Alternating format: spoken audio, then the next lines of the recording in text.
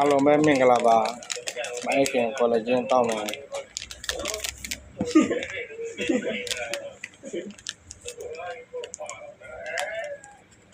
ကော်လဂျင်တောက်မယ်ငယ်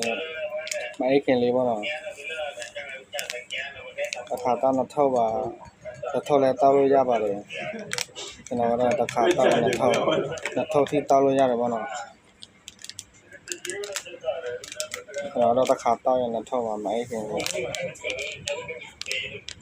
ကိုစားထားတဲ့ဟာတွေမနေ့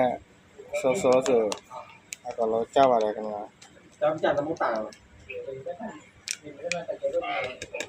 ကိုမအိတ်ခင်အခုတော့မနေ့ကျတော့အကလောဘလူးကနေနဲ့ပတ်သွားတယ်ငယ်နဲ့အကလောကြသွားတယ်ကိုစားထားတဲ့ဟာတွေလည်းအကလောကြပါတယ်ခင်ဗျာကော်လဂျင်ပေါ့နော်စတော်ဘယ်လီကော်လဂျင်ပါအနိုင်ကတော့မွေးတယ်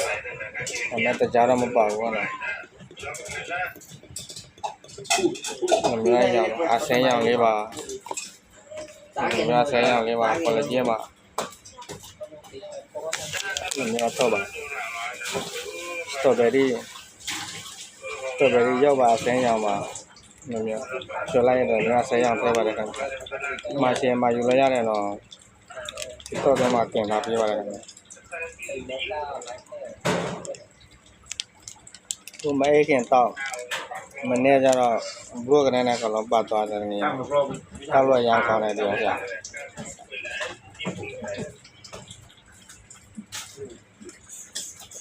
အနာကိုလေးတဲ့သူတွေရောစာတောက်ကြည့်ဒီကော်လဂျင်တောက်ကြည့်ဒီထားလို့ပေါ့သွားတယ်ပဲငယ်